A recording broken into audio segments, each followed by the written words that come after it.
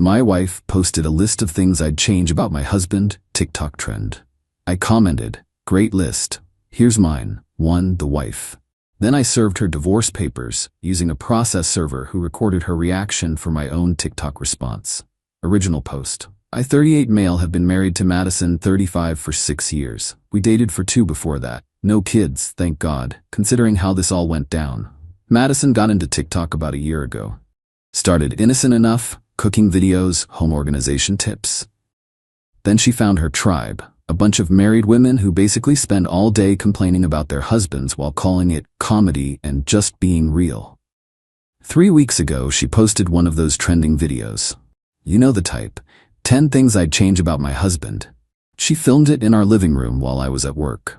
Her list. 1. His dad bod. I'm 5'10", 185 pounds, not exactly obese.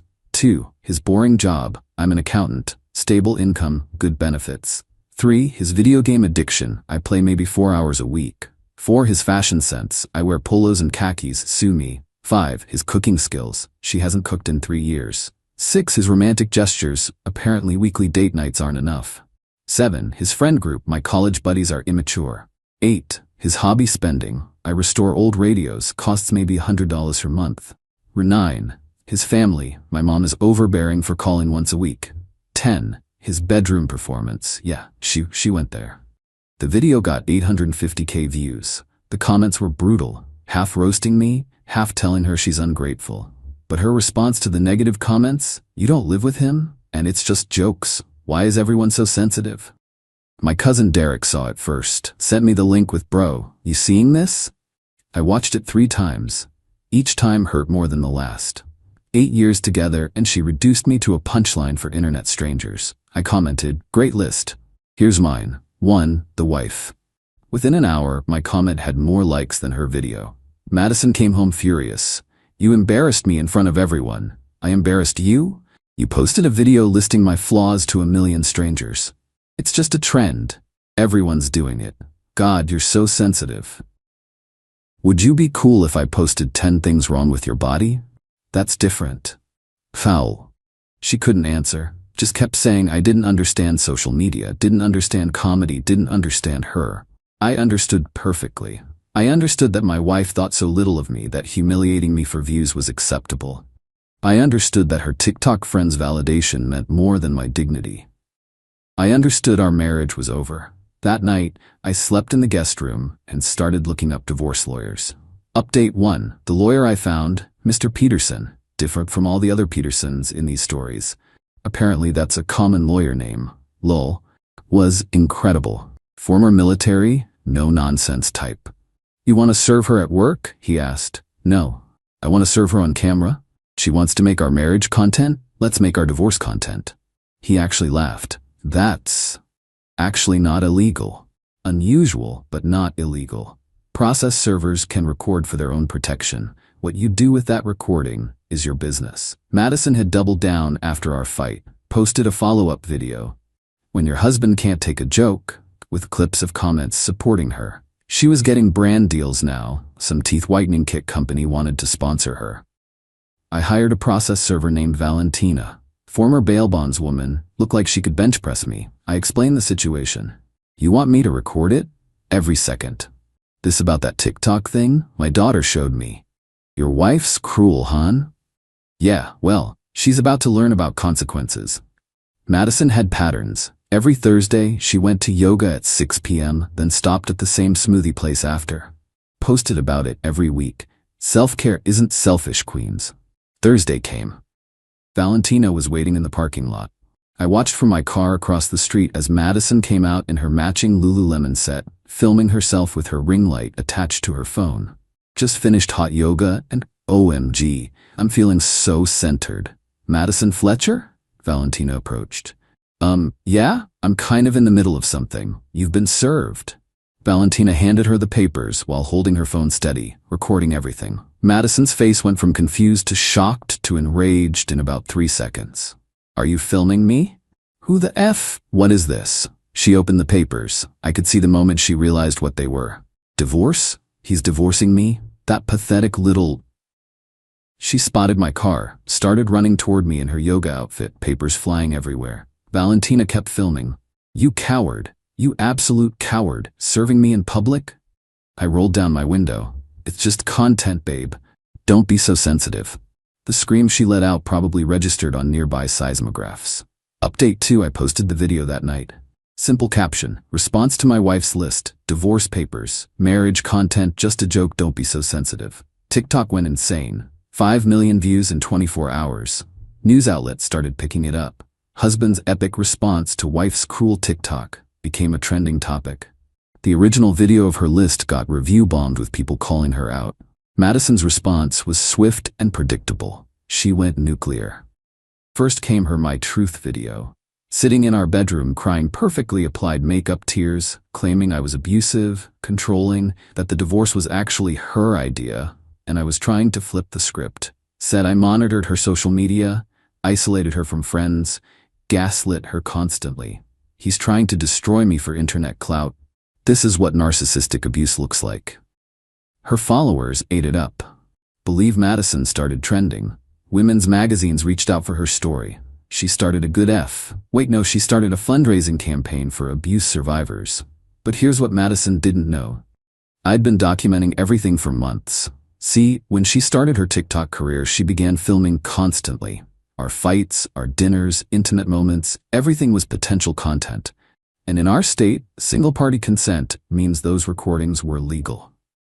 I had videos of her laughing about spending my bonus on herself while telling me we couldn't afford my dad's birthday dinner, calling me pathetic for crying when my grandfather died, throwing my PlayStation in the pool because I didn't notice her new haircut fast enough, admitting she only married me because I was stable and would never leave. But the crown jewel? A video she took with her sister where she literally said, "The divorce will be easy. I'll just claim emotional abuse, get the house, and half his 401k. Maybe I'll say he hit me. Who are they going to believe?" My lawyer said it was the most beautiful evidence he'd ever seen. Update 3. Madison's entitlement reached new heights when she got the divorce petition. She actually countersued for defamation, emotional distress, loss of income from her influencer career, full ownership of the house that I bought before marriage, lifetime alimony, 6 years of marriage. She wanted lifetime. My entire vintage radio collection valued at around $15K, $50,000 for therapy and healing. Her lawyer, some guy named Bradley who clearly got his degree from a cereal box, also sent a cease and desist about the TikTok video. Said I was harassing her by posting one video response to her 10-point humiliation of me. But Madison couldn't help herself. She kept posting. Day 3 of surviving narcissistic abuse. When your ex tries to intimidate you but you're too strong. Rebuilding after betrayal, link to my course below. Yeah, she started selling a surviving toxic marriage course for $299. Then came the depositions. Madison showed up in a $2,000 outfit she'd bought the week before. I had the credit card statement, crying about how she was destitute and terrified. My lawyer started with softballs. How long were we married? Where did we meet? Then he pulled out his phone. "Mrs. Fletcher, is this you in this video saying," and I quote, "I'll just claim emotional abuse, get the house, and half his 401k. Maybe I'll say he hit me?" The color drained from her face. That was taken out of context. What context makes planning false abuse allegations acceptable? Bradley tried to object, but the damage was done. Then came my evidence folder. 3 years of her content that painted a very different picture. Videos of our date nights she called boring. Me bringing her flowers she called gas station roses. They were from an actual florist. Her laughing about hiding purchases from me. Her rating other men's bodies while calling mine unfortunate. My personal favorite was her drunk livestream where she admitted she was only with me for security and that her ex, some DJ named Brick, really, was the one that got away but didn't have his finances together.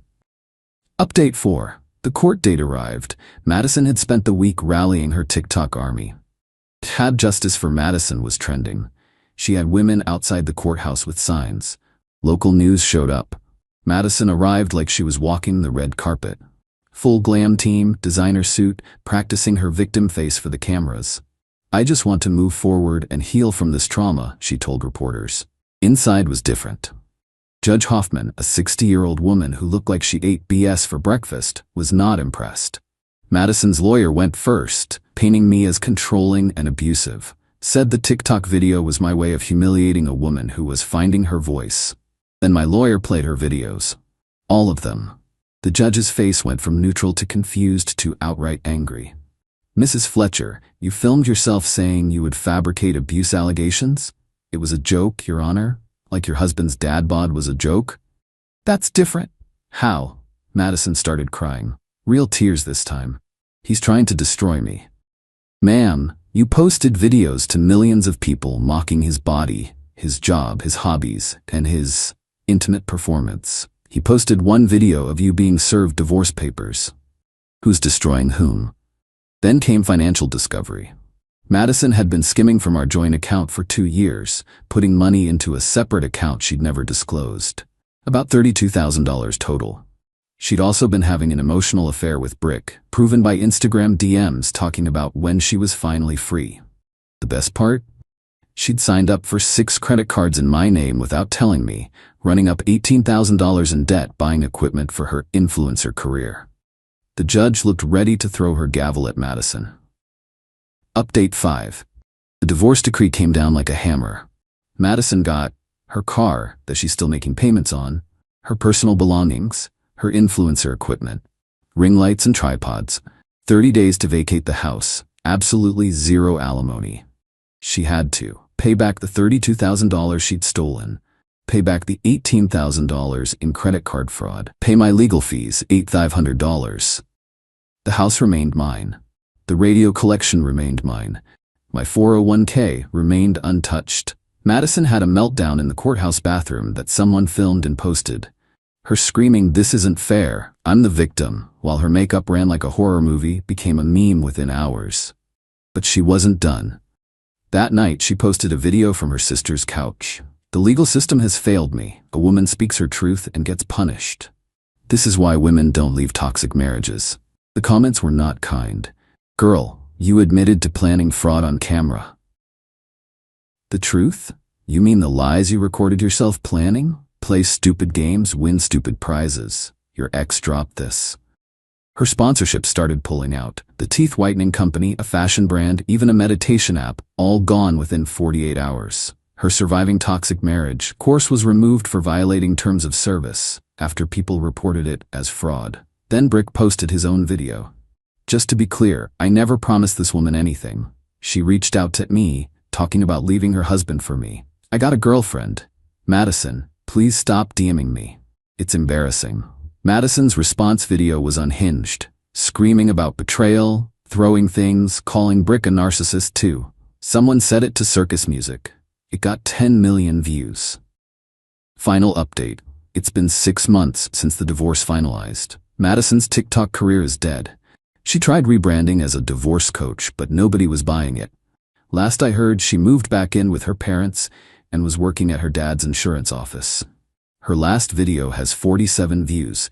It's her trying to do another trend, but comments are turned off. She tried one last manipulation 2 months ago. Showed up at my door at 2 a.m., drunk, crying about how she missed us. We were good together, weren't we? No, Madison. You were good at pretending while planning your exit strategy. I loved you. You loved what I provided. There's a difference. I could be better. I've changed. You haven't, though. You're just out of options. She tried to push into the house. I called the cops. She got a trespassing warning. Her final text to me, "You destroyed my life over a stupid video." I responded, "No, you destroyed your marriage for stupid videos." I just documented the destruction.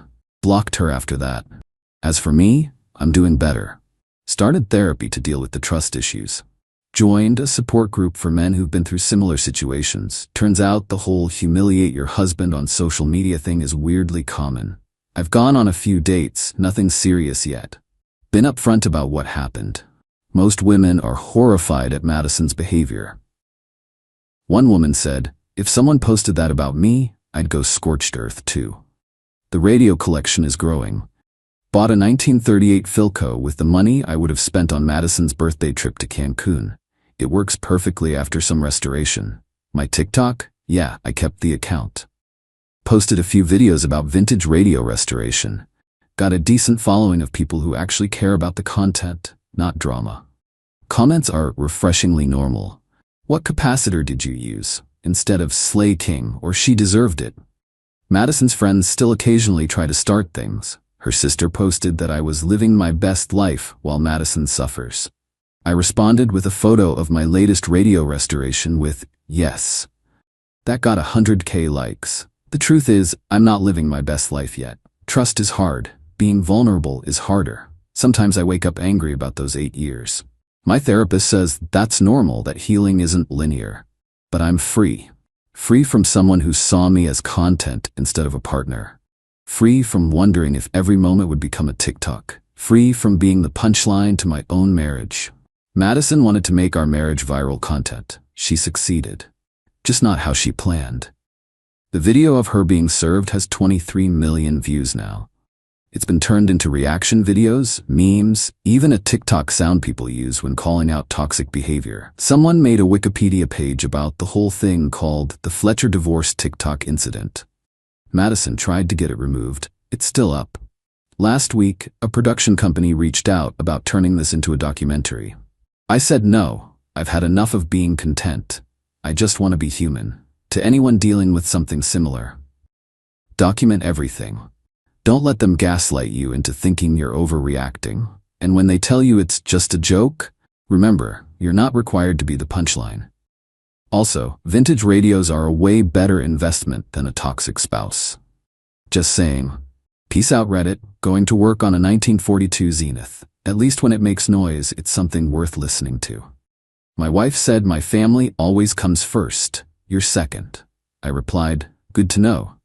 Then I moved myself to first in my own life. Separate finances, separate plans, separate future. When her family emergency came and she expected me to pay, I, 35 male, should have seen it coming. But you know how it is when you're in it. You make excuses, think it'll get better, convince yourself you're overreacting.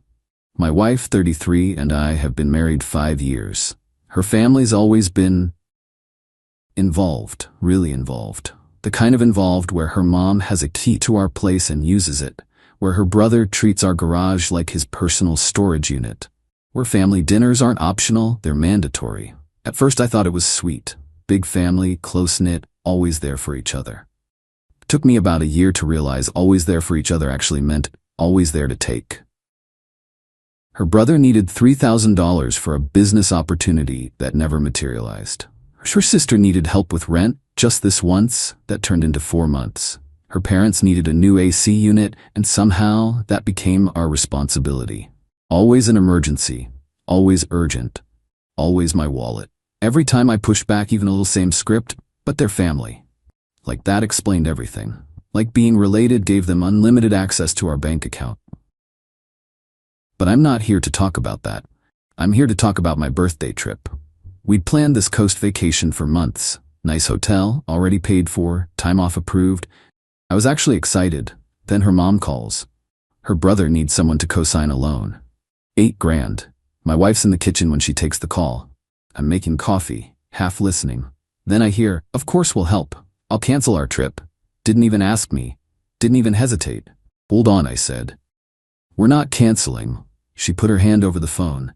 My brother needs us. Your brother needs a co-signer for a loan he'll default on. That's not our problem. Her face did this thing. This look I'd seen before, but never really acknowledged. Pure disbelief that I dare question a family decision. We're helping him. The trip can wait. No. She actually looked shocked. What do you mean no? I mean no, we're not canceling. We're not co-signing. I'm done funding your family's disasters. She told her mom she'd call back. Then turned to me with this expression like I'd just announced I was joining a cult. Why are you being like this? He's my brother, and I'm your husband, which apparently means Jack. That's not fair. You're right, what's not fair is me being an ATM for people who've never paid back a single loan. What's not fair is canceling our plans every time someone in your family snaps their fingers. What's not fair is, my family always comes first, she interrupted. That's just how it is. You come second. You knew this when you married me. Silence, like the air got sucked out of the room. Say that again, I said quietly. My family comes first, you're second. That's just reality. Family is forever, but, she trailed off, didn't need to finish. Message received loud and clear. Good to know, I said. So you understand? Will help? Nope, but thanks for the clarity. I walked out of the kitchen. She followed me, confused. Where are you going? To pack for my birthday trip. You can stay here and help your family. I'm going. You can't just go without me. Sure I can. You made your choice. I'm making mine.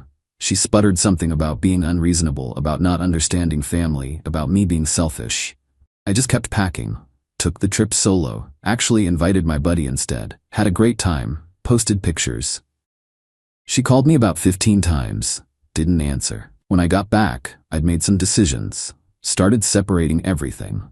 We'd always kept our own accounts mostly, but I'd been covering like 70% of expenses because I make more, and she always had some family emergency draining her funds. Set up a new checking account, changed my direct deposit, sat down with a calculator and figured out exactly 50% of every bill. Mortgage, utilities, internet, groceries, everything. That's what I'd pay. Not a penny more. She noticed pretty quick when her Visa got declined. I'd removed her as an authorized user on my card, the one she used for her family's constant emergencies. What the hell? She came storming into my office. My card doesn't work. Correct, I canceled it. You can't just cancel my card. It wasn't yours, it was mine. You were an authorized user, not anymore. Her face went red. How am I supposed to pay for things? With your money, like an adult. This is insane. We're married. And according to you, I'm second place, so I'm treating this marriage accordingly. You handle your priorities, I'll handle mine. She tried the whole guilt trip thing. How could I be so cold? Didn't I love her? What about our partnership? Partnership? I actually laughed. You literally told me I'm second to your family. There's no partnership here. There's you, your family, and then somewhere way down the list, there's me. So now I'm putting myself first. That's fair, right? You're punishing me. Nah, just matching your energy. She went to her parents' house, came back a few days later, probably expecting me to have cooled down or apologized or something. Instead, I turned the spare room into my office. Her craft supplies were boxed up in the garage. What did you do to my room? Got myself an office, needed a space that's mine. That was my room. Was it? I pay half the mortgage. This is my house too, I'm using my space. We barely spoke after that. I started doing my own thing. Signed up for a woodworking class, joined a softball league, made plans without her. When she asked where I was going, I'd just say out. Her family's weekly Sunday dinners, stopped going. Every week she'd ask if I was coming. Nope, why not? Got plans. What plans? What plans? It drove her crazy. She was used to me being available, being the guy who showed up and smiled and paid for things. Now I was just not. Things stayed tense like that for a while. Then the real emergency hit. Her brother. Turns out he'd been gambling, not like casual weekend poker. Underground games, serious money. He was into some people for 35 grand. My wife came home crying with her whole family. Parents, sister, the brother who looked like he'd gotten worked over. We need your help, her dad said. No hello, no how are you. Just straight to it. With what? My son owes some dangerous people money. We need $35,000 by the end of the week. I looked at them all standing in my living room. Her mom crying, her sister looking desperate, her brother avoiding eye contact. That's rough, I said. Her dad's jaw clenched. We need you to help us. Why would I do that? You could hear a pin drop. Because he's family, her mom shrieked. He's your family, not mine. Apparently I'm not actually part of this family, remember? My wife grabbed my arm. Please, they could really hurt him. Probably should have thought about that before gambling 35 grand he doesn't have. Her brother finally spoke up. Dude, these guys are serious. I'm in real danger. Then sell your truck. That's worth what, 15 grand? Sell it. I need that for work. And I need my money for my priorities. You made your choices. Deal with the consequences. Her dad stepped closer. What kind of man abandons family in a crisis? The kind who was told he's second place. The kind who watched you all treat him like a walking ATM for 5 years. That kind. We took you in, treated you like a son. I had to laugh at that. You treated me like a bank. Big difference. Her mom started wailing. Please, we're begging you. He could die. Probably should have parented better then. My wife's face went pale. How can you be so heartless?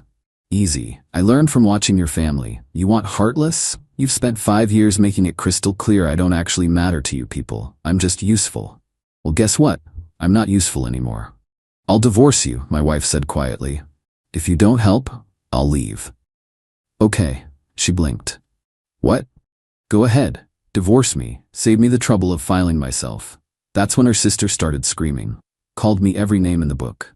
Her mom joined in. Her dad looked like he wanted to hit me. Get out of my house, I said calmly. All of you now.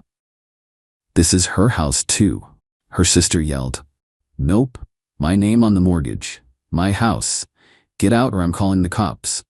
They left, dragging my still crying wife with them. She didn't come home that night, or the next. Found out through a mutual friend they managed to scrape together about 20 grand. Her parents took a loan against their house. Her sister pawned her wedding ring. Her brother sold his truck, still short 15 grand. The people he owed gave him an extension and started charging interest. And apparently they all decided this was my fault. Update 1.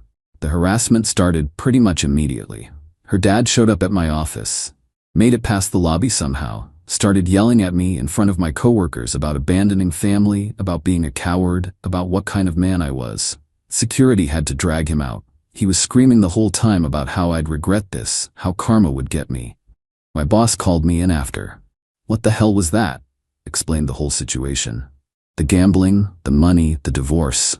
Jesus, he said. Look, I get it, but we can't have that kind of scene here again. Understood. I'll handle it. But handling it was harder than I thought because they weren't done. Her mom started a phone campaign, called everyone in my family, my parents, my siblings, my aunts and uncles, cousins I haven't spoken to in years. Told them all I was heartless, that I refused to help in a crisis, that I was abandoning my wife. My mom called me. She's saying you wouldn't help with an emergency? She's saying I wouldn't give her brother 35 grand for his gambling debts. Long pause. Oh, that's different. Yeah. Good for you, baby. Don't let them bully you. Most of my family was cool once they got the real story.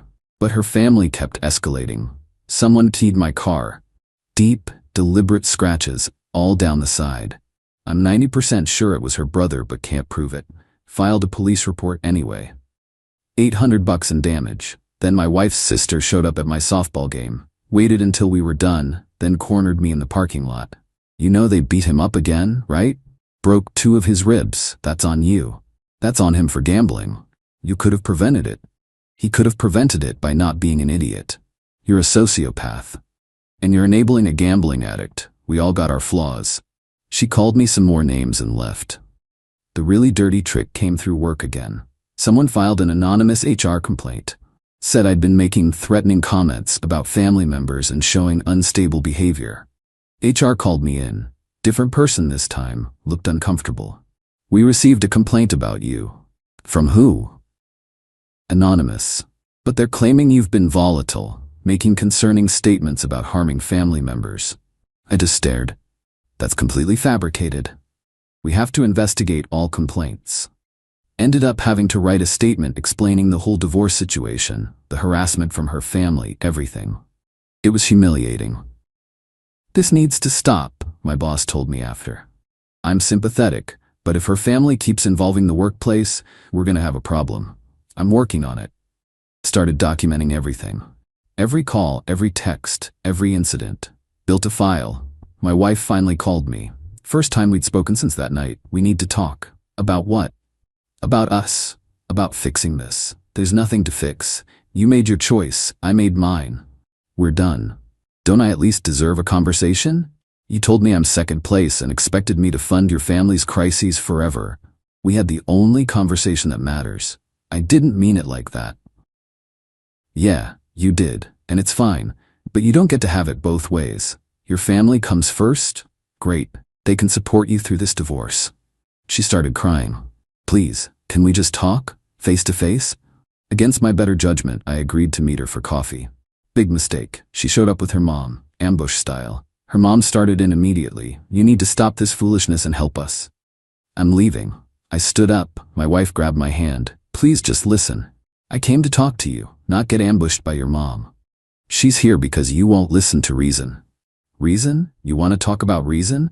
Your brother gambled away 35 grand. Your family took out loans they can't pay back to cover his mess. And somehow I'm the unreasonable one for not joining that disaster? Her mom's face went red. He made a mistake. He made a series of choices. Bad ones, not my problem. We raised you, she screeched. Fed you at our table, welcomed you into our family. You used me. There's a difference. I left them sitting there, blocked both their numbers. The divorce papers came a week later, along with some absolutely insane demands. She wanted half the house. Fine, standard. Half my retirement. Sure, that's how it works.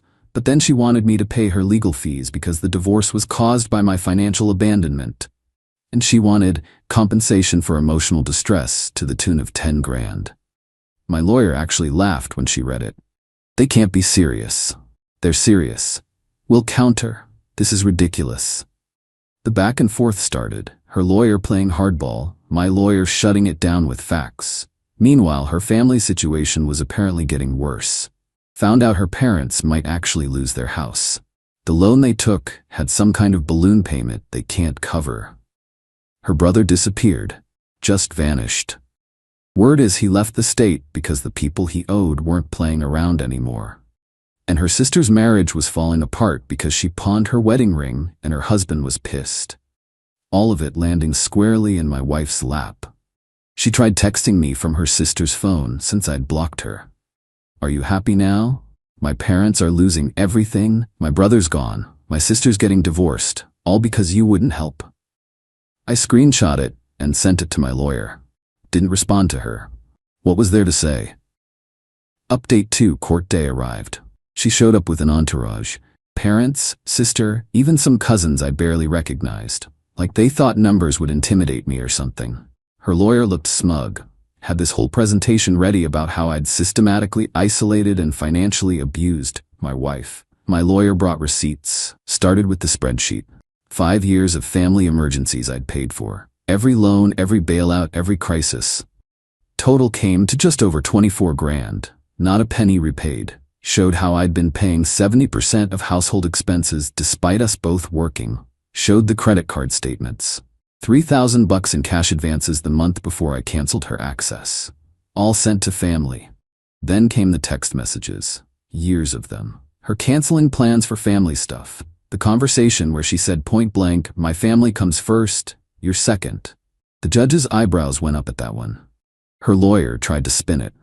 My client was in an emotionally impossible situation, forced to choose between her husband and her family. Nobody forced her to choose, my lawyer cut in.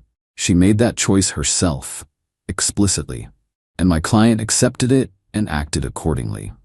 Her mom couldn't help herself, started sobbing loudly in the back. He abandoned us when we needed him most. The judge looked up. Ma'am, you're not a party to this divorce. Be quiet or leave. That shut her up, temporarily. Her lawyer tried a different angle. Argued I should pay her legal fees because I caused the divorce by withdrawing financial support. She filed for divorce, my lawyer pointed out. Not him. She initiated this. Only because he made the marriage untenable. By setting reasonable financial boundaries after being told he was second priority. The judge looked tired.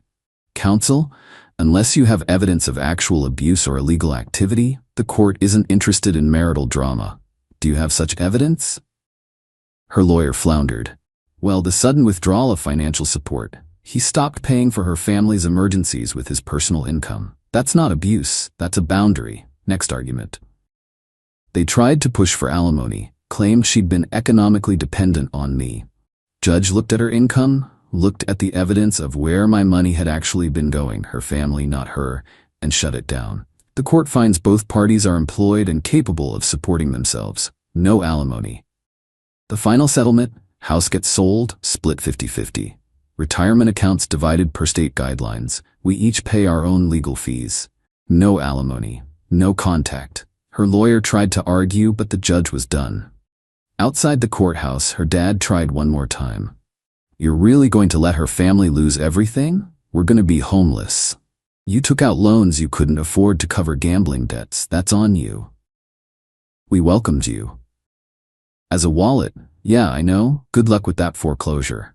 Her brother showed up out of nowhere. Must have snuck back into town. He was in my face immediately. You think you're better than us? I think I'm smarter than you. He shoved me. My lawyer stepped between us, already on her phone with courthouse security. Touched my client again and were filing charges. Security showed up fast. Escorted him away while he yelled about what he'd do to me, how I'd pay, all the usual empty threats. My wife just stood there crying while her mom hugged her. Her sister was on the phone, probably trying to find a place to stay since their parents were about to lose their house. Drove away while her dad yelled at me about karma. The house sold within a month. Got asking price? Market's good right now. After the mortgage, we each cleared about 85 grand. She needed hers immediately. Her parents' foreclosure was already in process. I put mine in a savings account and started looking at condos. Found out through friends what happened after. Her parents lost the house, moved in with her sister. Her sister's marriage didn't survive the stress. Husband filed for divorce. Her brother's apparently in another state, still dodging his debts. My ex is working 2 jobs trying to stay afloat. Her settlement money disappeared trying to help her parents. She's in a studio apartment now, broke and exhausted. Her family barely talks to her anymore. Apparently they blame her for letting me go and ruining their gravy train. The irony isn't lost on me. As for me, bought a condo downtown, 2-bedroom, nice balcony, modern kitchen. It's all mine. No compromises. No ugly furniture from her mom. No family photos I have to pretend to like. Been seeing someone new. She's a teacher, has her own life, her own money, her own boundaries. When she talks about her family, it's normal stuff. Nobody calling at midnight needing cash. We're taking it slow. Had one last contact with my ex. She got a new number, texted me. I hope you're happy. You destroyed my whole family because you couldn't help in an emergency. Thought about not responding, but I needed to say it one final time. Your family destroyed itself by treating people like ATMs and making terrible choices. I just stopped participating. Good luck. Blocked the number. My therapist asked if I felt guilty. No, I said, and I meant it. Why not? Because I didn't do anything wrong. They had an emergency. It wasn't my emergency. They had consequences for their choices. Those aren't my consequences. She nodded. Sounds like you've processed this well. Maybe I have. Or maybe I'm just done caring about people who never cared about me. Either way, I sleep fine. The revenge wasn't elaborate, wasn't some master plan. It was just stopping. Stopping the loans, stopping the sacrifices, stopping the endless cycle of putting myself last while they put themselves first. They called it abandonment. I call it self-respect. And honestly, best decision I ever made.